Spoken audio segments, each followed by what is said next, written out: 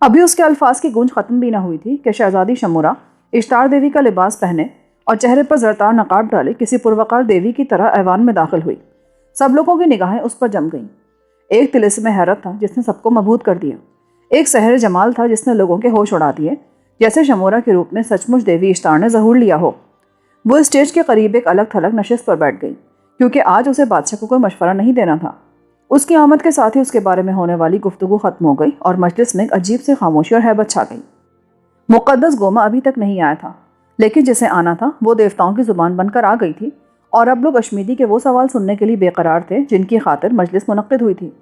ذریعہ نے، جو مقدس گوما کی عدم موجودگی میں میرے مجلس کے فرائض ادا کر رہا تھا، اشمیدی کی طرف دیکھا اور اسے بادشاہ سے سوال کرنے کی دعوت دی۔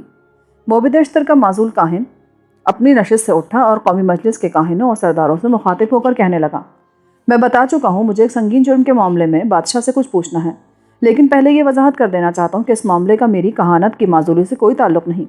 میرے ساتھ جو کچھ ہوا سو ہوا، مگر ایک جرم ایسا ہے جس کا آج تک فیصلہ نہ ہو سکا، اور میں توقع رکھتا ہوں کہ مجلس اس کا انصاف کرے گی۔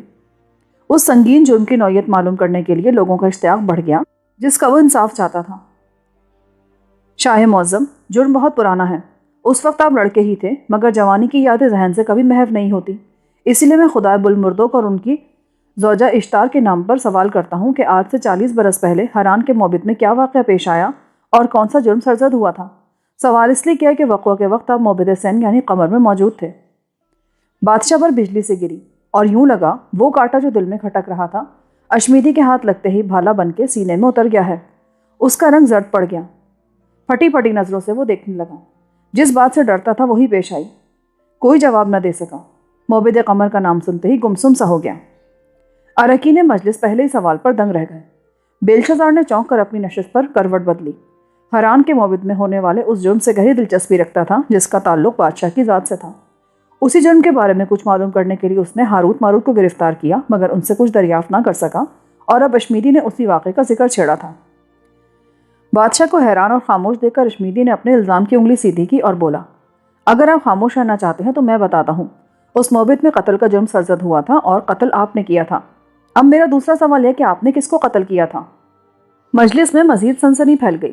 بیلشازار اپنی نشست پر اچھل گیا، کیونکہ اگر بادشاہ فی الواقع قاتل تھا تو قانون حمورابی کے مطابق اس کا حکومت سے دستبردار ہونا لازمی تھا۔ گویا بیلشازار کی تخت نشینی کا ایک زرعی موقع نکل آیا تھا۔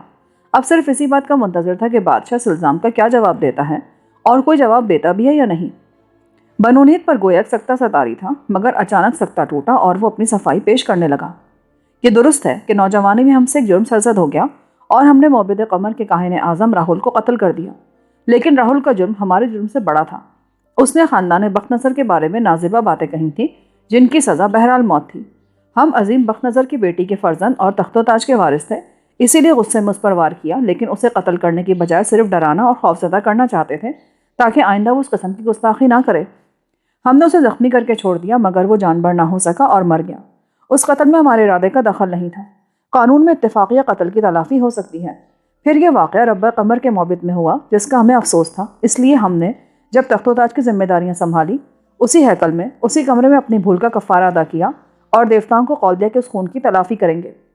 چنانچہ ہم نے حران کے موبد کی نئی تعمیر کرائی، رب قمر کی خدمت میں نذرانے پیش کیے اور کاہن اعظم راہل کے قتل کی معافی مانگی جو کسی ارادے کے بغیر محض اتفاقیہ ہم سے سرزد ہو گیا تھا۔ حمورابی کے قانون کی رو سے اس قتل کی ذمہ داری ہم پر نہیں راہل پر عائد ہوتی ہے جس نے خاندان بخت نصر کے خلاف بیہودہ زبان استعمال کی اور ہماری والدہ ماجدہ دختر بخت نصر کی توہین کر کے ہمیں مشتعل کر دیا تھا۔ قتل کی عجیب و غریب رودات سننے کے بعد بیلشازار مایوس ہو گیا، کیونکہ اس کے بیان کی رو سے اس کا جرم قابل معافی تھا۔ مقتول راہل نے بادشاہ کو اشتعال دلایا اور خاندان بخت نصر کے خلاف بدزبانی کی تھی جو بجائے خود ایک جرم تھا۔ حاضرین مجلس نے بھی بادشاہ کا بیان پوری توجہ سے سنا۔ ان کے چہروں سے معلوم ہوتا تھا کہ جرم اتنا سنگین نہیں، جبکہ وہ اپنی غلطی کی تلافی بھی کر چکا ہے۔ ان تاثرات سے بنونید کا ٹوٹا ہوا حوصلہ پھر قائم ہو گیا، مگر اس کا یہ اطمینان بالکل عارضی ثابت ہوا، کیونکہ اشمیتی نے نہ صرف اس کا بیان مسترد کر دیا بلکہ معاملے کی انتہائی خوفناک صورت پیش کی۔ میں اراکین مجلس کی اس امر کی طرف توجہ دلاتا ہوں کہ بادشاہ نے عدالت انصاف میں غلط بیانی سے کام لیا اور مجلس قومی کے سامنے جھوٹ بولا، کیونکہ قتل کاہن اعظم راہل کا نہیں کسی اور کا ہوا تھا اور مقتول ایک لڑکا تھا۔ اب میں بادشاہ سے تیسرا سوال کرتا ہوں کہ وہ لڑکا کون تھا اور اس کا خاندان بخت نصر سے کیا تعلق تھا؟ بادشاہ پر دوسری بجلی گری، اور ایسی گری وہ بجلی کہ اس کے ہوش و حواس اڑ گئے۔ قومی مجلس کے اجلاس میں جہاں دیوتا بھی موجود اور اپنے پتھر کے کانوں سے سب کچھ سن رہے تھے اور پتھر کی آنکھوں سے سب کچھ دیکھ رہے تھے، جھوٹ بولنا گناہ تھا اور جھوٹ بادشاہوں کو زیب نہیں دیتا۔ بنو نیت کی بدحواسی، آنکھوں کی بجھتی روشنی اور چہرے کی زردی بتا رہی تھی کہ وہ دیوتاؤں کے حضور یا قومی مجلس کے سامنے جھوٹ بولنے کا مرتکب ہوا ہے۔ چند لمحے اس کی زبان گنگ رہی، پھر اس نے ہولے ہولے خود کو سنبھالا اور مری ہوئی آواز میں کہنے لگا، مرنے والا راہل ہی تھا، کیونکہ ہم نے اس کی لاش دیکھی تھی۔ اگر وہ کوئی اور لڑکا تھا تو اشمیدی ہی بتائے کہ وہ کون تھا۔ ہم تو کسی لڑکے کو نہیں جانتے، صرف راہل کے اتفاقیہ قتل کا اقبال کرتے ہیں۔ بنو نیت کا ٹوٹا ہوا حوصلہ اور مرا ہوا لہجہ بتا رہا تھا کہ جو کچھ وہ کہہ رہا ہے اس پر خود بھی یقین نہیں رکھتا، مگر اس نے بڑی عیاری اور چالاکی سے بارے ثبوت اشمیدی پر ڈال دیا۔ شاید دیکھنا چاہتا تھا کہ وہ اس واقعے کے بارے میں کہاں تک جانتا ہے۔ یہی نقطہ اشمیدی کی کمزوری ثابت ہوا، کیونکہ اس کی معلومات کی حد یہیں تک ختم ہو جاتی تھی کہ بنو نیت کے ہاتھ سے قتل ہونے والا کاہن اعظم راہل نہیں بلکہ ایک لڑکا تھا، مگر یہ نہیں جانتا تھا کہ لڑکا کون ہے اور اس کا نام کیا تھا۔ لڑکے کے متعلق اسے بادشاہ سے ہی سوال کرنا تھا، چنانچہ اس نے پہلے سوال کا سہارا لیا۔ شاہ معظم اس کے بارے میں سب کچھ جانتے ہیں، اس لیے میں اپنا سوال دہراتا ہوں اور بادشاہ سے پھر پوچھتا ہوں کہ قتل ہونے والا لڑکا کون تھا اور اس کا خاندان بخت نصر سے کیا رشتہ تھا۔ بنو نیت تذبذب میں پڑ گیا کہ شاید اشمیدی لڑکے کے متعلق خود بھی نہیں جانتا۔ اب وہ کسی قدر حوصلے سے بولا، جو کچھ ہم جانتے تھے بتا چکے ہیں، جو کچھ تم جانتے ہو وہ بیان کرو۔ حاضرین کی نظریں ایک بار پھر اشمیدی پر مرتکز ہو گئیں، جو کسی قدر پریشان دکھائی دے رہا تھا۔ ذریعہ نے لوگوں کی نظروں کا مفہوم سمجھ لیا اور کہا، اشمیدی، اگر مقتول راہل نہیں کوئی اور لڑکا تھا تو کاہن اور سردار اس کا نام تمہاری زبان سے سننا چاہتے ہیں۔ بادشاہ کے انکار کے بعد بارے ثبوت تم پر ہے۔ ذریعہ نے اشمیدی کو بڑا ہی مشکل کام سونپ دیا، مگر اس نے الفاظ کے جادو سے کام لیا۔ بادشاہ کے انکار کر دینے سے حقیقت بدل نہیں سکتی اور دن کو رات کر دینے سے رات نہیں ہو جاتی۔ بزرگ ذریعہ، تم نے اور قومی مجلس کے اراکین نے مجھ سے ثبوت طلب کیا ہے۔ میں اپنا ثبوت روحوں کی دنیا سے اور زمین کے پیٹ سے نکال کر لاؤں گا۔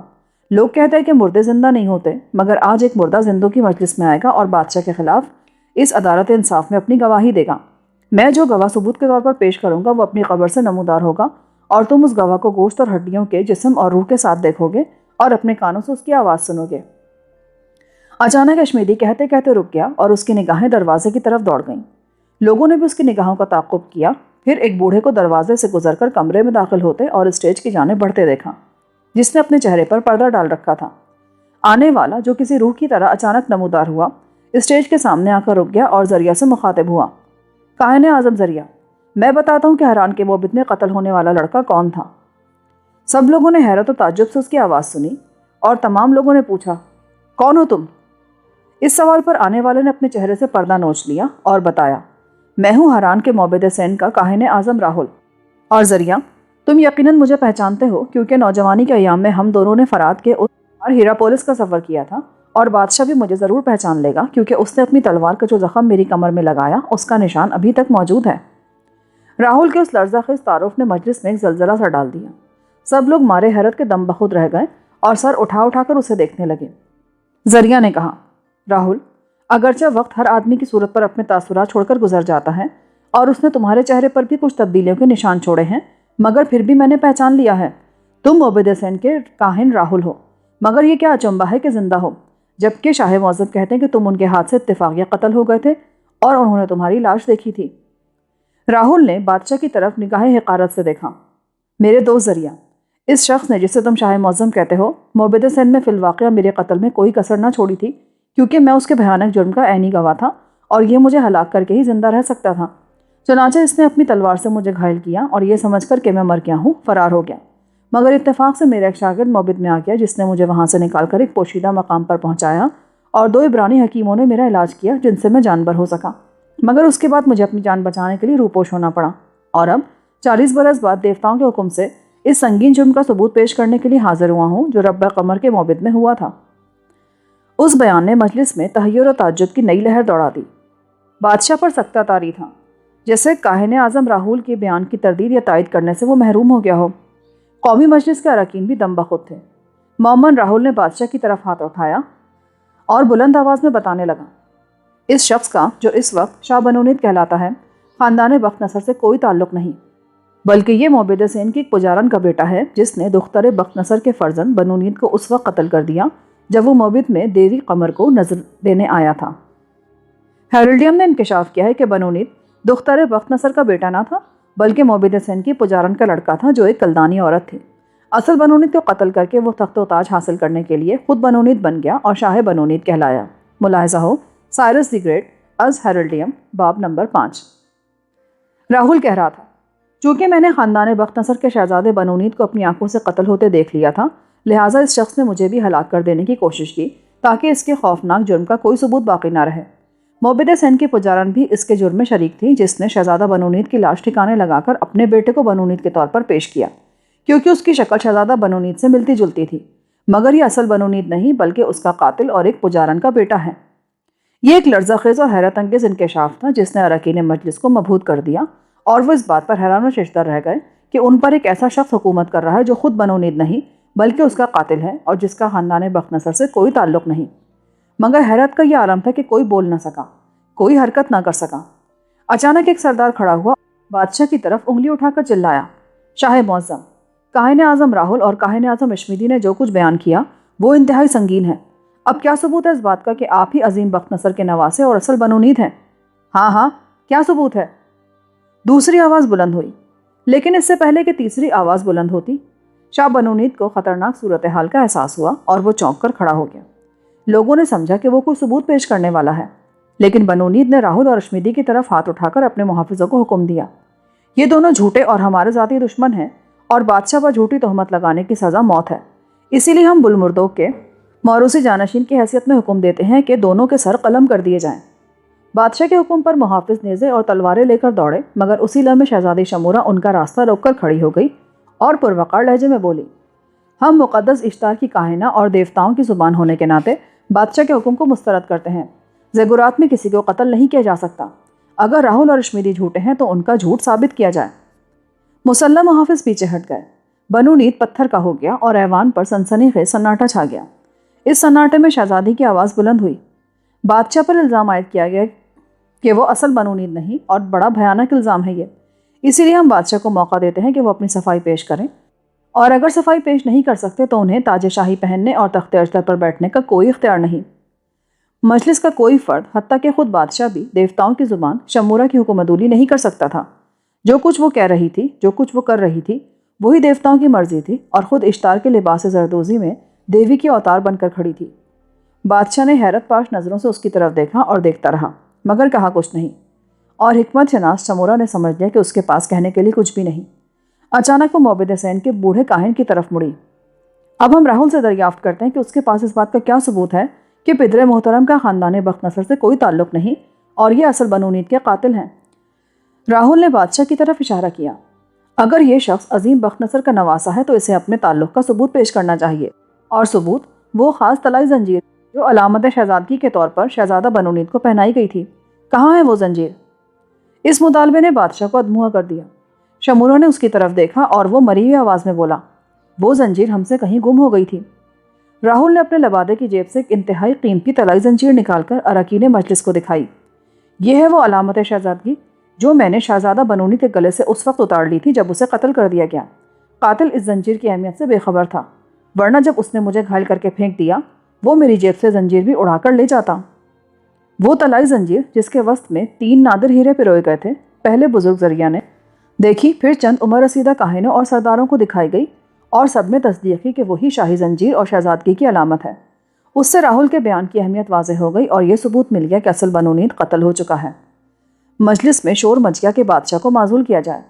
اس شور میں بیلشازار کھڑا ہوا اور غضبناک آواز میں کہنے لگا، اس بات کا کیا ثبوت ہے کہ یہ زنجیر نقلی نہیں اور مقتول کے گلے سے اتاری گئی تھی؟ حیران کہ موبد حسین میں قتل کی یہ کہانی ناقابل یقین ہے۔ اگر فی الواقع ایسی کوئی بات ہوئی تھی تو راہل 40 برس تک کیوں خاموش رہا جبکہ اس کے پاس قتل کا ثبوت موجود تھا؟ ضرور اس نے اشمیدی کے ساتھ مل کر بادشاہ کے خلاف ایک سازش کی اور پدر محترم پر غلط الزام لگایا ہے۔ ہم کسی کو الزام تراشی اور شمع خراشی کی اجازت نہیں دے سکتے، کیونکہ بادشاہ پر الزام تراشی کی سزا موت ہے۔ ظاہر ہے بادشاہ کے نقلی بنونید اور قاتل ثابت ہو جانے کے بعد بیلشازار بھی حق سلطنت سے محروم ہو جاتا، اسی لیے راہل کی کہانی کو ناقابل یقین قرار دے کر انتہائی تیزی کے ساتھ آگے بڑھا۔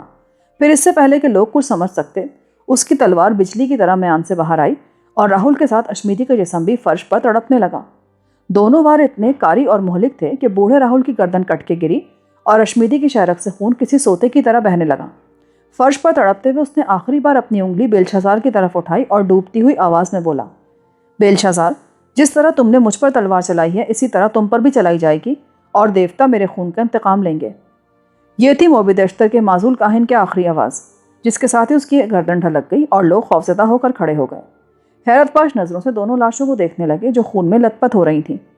ٹھیک اسی لمحے جب ہیکل مقدس کے ایوان الوہیت میں، کیونکہ وہ بل، مردوک اور اشتار کا ایوان تھا، موت کے شہپروں کی سنسناہٹ سنائی دے رہی تھی، کالدیا کا روحانی پیشوا گوما حال میں داخل ہوا اور خون میں لتھڑی لاشیں دیکھ کر وہیں ٹھٹک گیا۔ موت کے اس منظر نے غیبداں پر راشا ستاری کر دیا اور وہ کھلی آستین والا ہاتھ اٹھا کر کہنے لگا، یہ میں کیا دیکھ رہا ہوں؟ یہاں دو لاشیں خون میں لت پت پڑی ہیں، ایک اشمیدی کی لاش ہے اور دوسری لاش بھی کسی کاہن کی ہے۔ یہ دونوں خون ہیکل مقدس میں دیوتاؤں کے سامنے کیے گئے، جہاں خون بہانا اور کسی کو گرفتار کرنا بھی ممنوع ہے۔ یہ دیوتاؤں کی اور مقدس ہیکل اور دین اقدس کی توہین ہے۔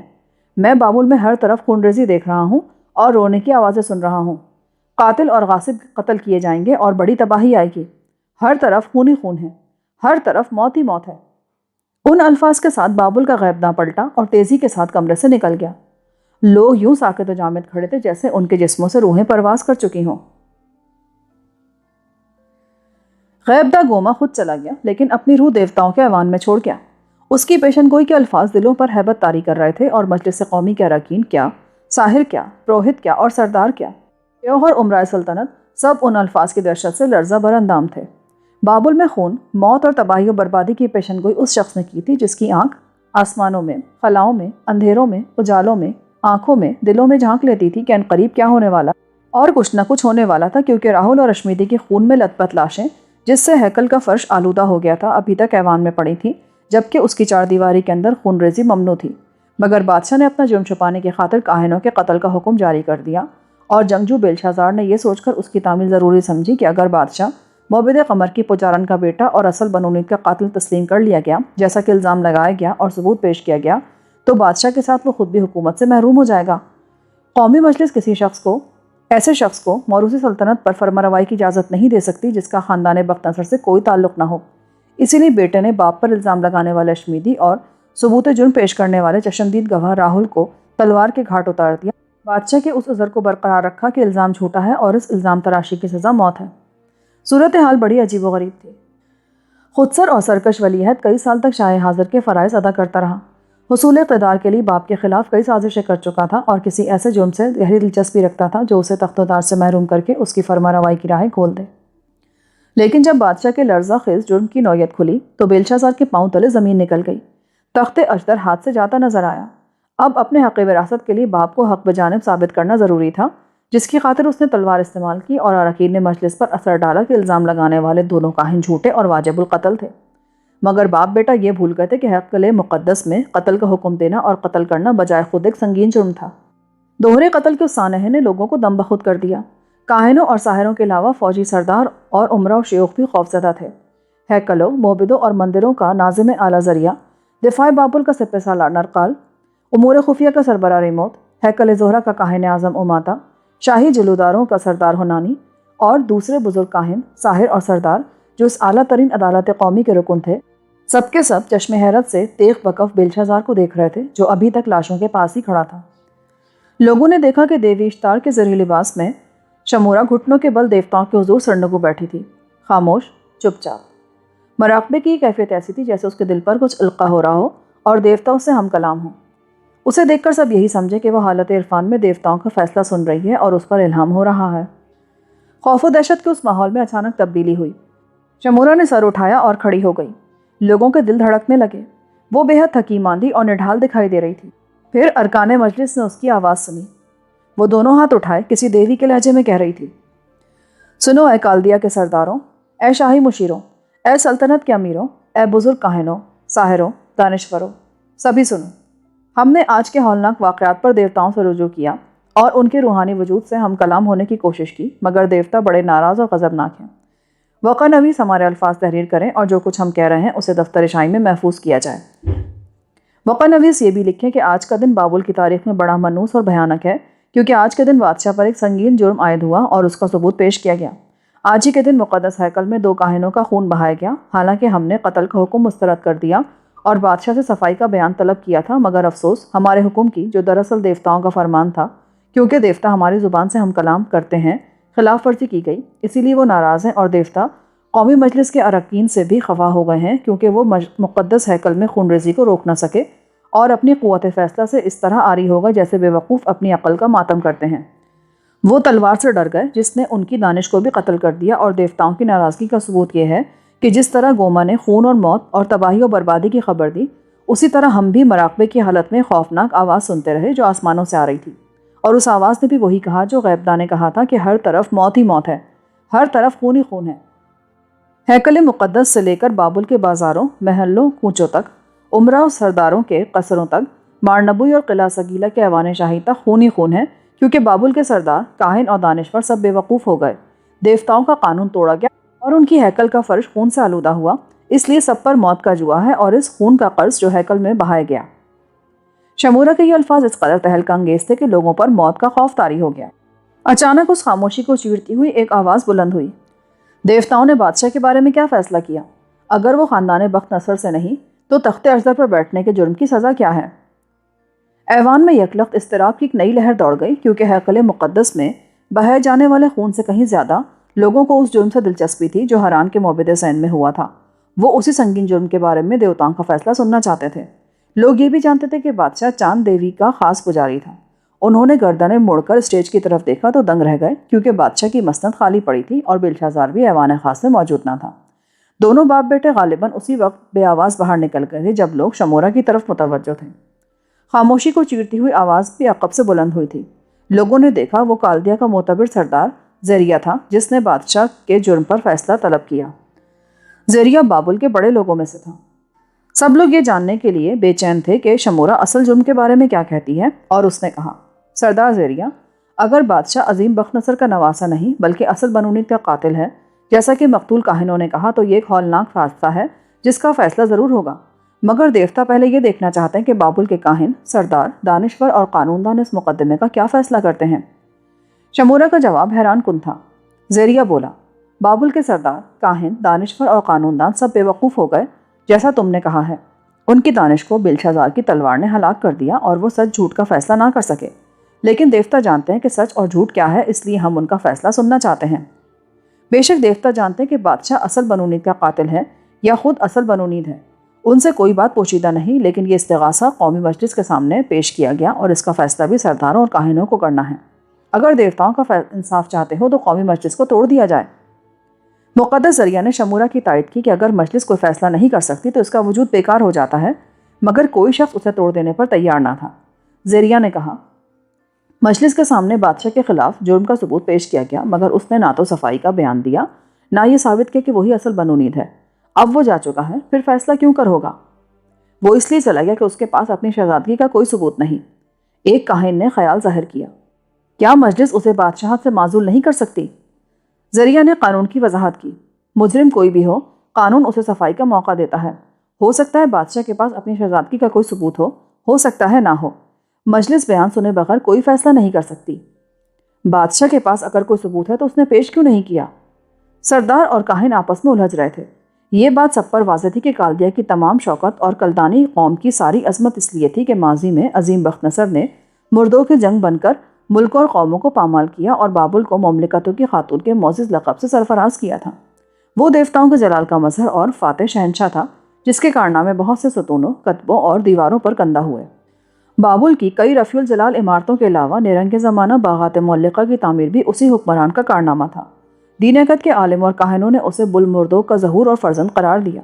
اسی نسبت سے مملکت کالدیا خاندان بخت نصر کی موروثی سلطنت قرار پائی۔ بنونید اس خاندان کا آخری شہزادہ اور دختر بخت نصر کا بیٹا ہونے کے ناطے اس عظیم سلطنت کا تنہا وارث تھا۔ اگر وہ شہزادہ کاہن راہل کی شہادت کے مطابق حران کے موبد قمر میں دھوکے سے قتل کر دیا گیا اور موجودہ بادشاہ دراصل اس کا ہم شکل اور موبد کی پجارن کا بیٹا تھا، تو بابل کی تاریخ میں اس سے بڑا جرم اور کوئی نہ تھا، اور اس کی سزا بھی اتنی ہی خوفناک اور بھیانک ہونی چاہیے تھی جسے تاریخ کبھی فراموش نہ کر سکتی۔ مگر اتنے بڑے جرم کا انکشاف یوں اچانک اور غیر متوقع طور پر ہوا کہ مجلس قومی کے ارکان سچ مچ اپنے ہوش کھو بیٹھے اور ان کی عقلیں کندھ ہو گئیں۔ اب وہ آپس میں جھگڑ رہے تھے۔ اکثریت کی رائے یہی تھی کہ راہل کاہن کی شہادت درست تھی اور اس نے مقتول شہزادہ بنونید کی طلائی زنجیر پیش کر کے جو اس کی شہزادگی کی علامت تھی، بادشاہ کو قاتل و مجرم ثابت کر دیا تھا۔ اچانک نرقال کی آواز بلند ہوئی، بادشاہ کے پاس اپنی شہزادگی کا کوئی نہ کوئی ثبوت ضرور موجود ہوگا، اور اگر نہیں ہے تو کوئی فرق نہیں پڑتا، کیونکہ اگر وہ اصل بنو نید نہ ہوتا تو دیوتا اس وقت تک اسے ضرور سزا دے چکے ہوتے اور وہ اتنا طویل عرصہ تخت اشتر پر بیٹھ کر حکمرانی نہ کرتا۔ یہ ایک عجیب و غریب خیال تھا جس کی کوئی منطق، کوئی دلیل نہ تھی۔ بات صرف اعتقاد کی تھی، اور سردار نرقال نے اس اندھے اعتقاد کا سہارا غالباً اس لیے لیا تھا کہ ایرانی لشکر شہر کا محاصرہ کیے بیٹھے تھے اور ایسے نازک وقت میں جھگڑا بڑے خطرناک نتائج پیدا کر سکتا تھا۔ اس کی بات نے حیرت انگیز اثر دکھایا اور بہت سے لوگ اس کے ہم خیال نظر آنے لگے۔ کسی نے نرقال کی بات کی تائید کی، بادشاہ ہی اصل بنو نید ہے، مگر اسے ثبوت دینا ہوگا کہ وہی دختر بخت نصر کا بیٹا ہے۔ دیوتا جانتے ہیں کہ وہی ہے۔ دیوتاؤں نے اس کے حق میں کوئی نشانی نہیں دی، بلکہ غیبداں گوما اور دیوتاؤں کی زبان شمورا نے خون، موت اور تباہی و بربادی کی خبریں دی ہیں، اور یہ خبریں ظاہر کرتی ہیں کہ دیوتا بادشاہ کے خلاف ہیں۔ جب تک وہ اپنی شہزادگی کا ثبوت نہیں دیتا اسے معزول کر دو۔ اگر اصل بنو نید واقعی قتل ہو چکا ہے، جو خاندان بخت نصر کا آخری وارث تھا، تو پھر بادشاہ کون ہوگا؟ یہ ایک بڑا ٹیڑھا مسئلہ تھا۔ کاہن اور سردار بحث میں الجھے ہوئے تھے، آدھے بادشاہ کے خلاف اور آدھے اس کے حق میں تھے۔ اس جھگڑے میں ہیکلوں کے ناظم اعلیٰ ذریعہ نے ایک حیرت انگیز انکشاف کیا۔ قریش ہخامنشی بھی خود کو عظیم بخت نصر کی بیٹی ماندانہ کا روحانی بیٹا قرار دیتا ہے، جو شاہ اشداق والی ماد و فارس کی ملکہ تھی، مگر قریش نے اشداق کو شکست دے کر اکتبانہ یعنی ہمدان پر قبضہ کر لیا اور ملکہ ماندانہ کو اپنی منہ بولی ماں بنا لیا۔ وہ اسے اپنا نجات دہندہ بیٹا کہتی ہے، کیونکہ ماندانہ عراق عجم کی ملکہ ہونے کے باوجود اپنے خاوند اشداق سے خوش نہ تھی۔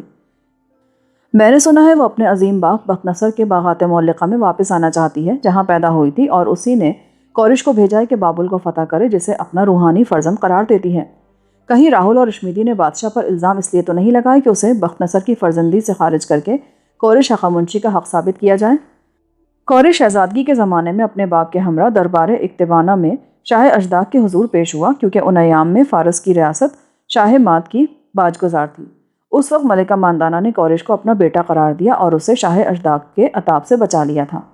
ماد یعنی عراق عجم کو فتح کر لینے کے بعد قریش ماندانہ کا ماہی کی طرح احترام کرتا تھا، سائرس دی گریٹ از ہیرلڈیم۔ ذریعہ کے اس انکشاف نے ایوان میں زبردست سنسنی پھیلا دی، اور لوگ حیرت و تعجب کے عالم میں ایک دوسرے کا منہ تکنے لگے۔ یعنی بابل اور دین بابل کا دشمن قریش ہخامنشی، جو دیوتاؤں کا منکر اور اندیکھے خدا آہور مزدہ کو مانتا ہے، ماندانہ کا روحانی فرزند بن کر کالدیا کی موروثی سلطنت پر قبضہ کرنے کا جواز پیدا کر رہا ہے۔ بابل کے سرداروں اور کاہنوں کے نزدیک یہ بات کسی اچنبے سے کم نہ تھی۔ وہ قریش اور اس کے لشکروں کو اپنا دشمن سمجھتے تھے، مگر ہیکلوں کا ناظم اعلیٰ ذریعہ، سروش کے حلقے کا خفیہ آدمی اور بابل کے موجودہ بنو خاندان کی حکومت کو پسند نہیں کرتا تھا۔ اس نے بڑے موزوں وقت پر ماندانہ اور قریش کے روحانی رشتے کا ذکر کر کے شاہ بنو نید کے خلاف ایک نئے حقدار کی بات چلائی۔ بات کرنے کا انداز اگرچہ قریش کے خلاف اور بنو نید کے حق میں تھا، لیکن اس نے کاہنوں کے ذہن میں پھلجڑی سے چھوڑ دی۔ جو لوگ عظیم بخت نصر کے نام سے محصور تھے، ملکہ ماندانہ کے ذریعے قریش کی روحانی فرزندی کے ذکر پر حیران رہ گئے۔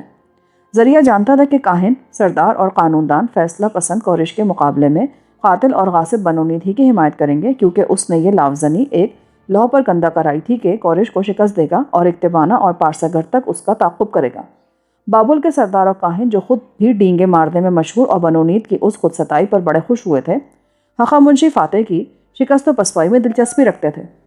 پھر بھی عظیم بخت نصر کی بیٹی ملکہ ماندانہ کا نام پرکشش تھا، جس نے قریش کو اپنا فرزند روحانی قرار دیا اور وہ اس کا محافظ و نگراں تھا، جبکہ یہ انکشاف بنو نید کی ساری بزرگی اور خاندانی عظمت کو خاک میں ملا دینے کے لیے کافی تھا کہ وہ خاندان بخت نصر سے کوئی تعلق نہیں رکھتا، بلکہ اصل دعوے دار کا قاتل اور غاصب ہے۔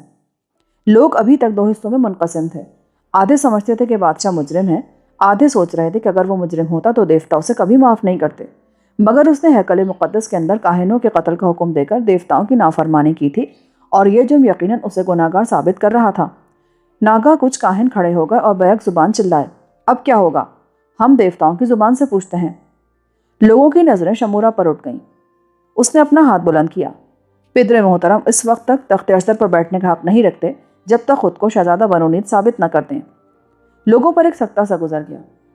اسی لمحے وہ ذریعہ سے مخاطب ہوئی، مقدس ذریعہ، ہم دیوی اشتار کی کاہنہ ہونے کے ناطے حکم دیتے ہیں کہ بادشاہ کے خلاف جو ثبوت پیش کیا گیا اس کی حفاظت کی جائے، کیونکہ وہ طلائی زنجیر جو راہل کاہن کے بقول مقتول کے گلے سے اتاری گئی اس کی شہزادگی کی علامت ہے۔ اس کی روشنی میں پدر محترم کو اپنی صفائی کا ایک موقع اور دیا جائے۔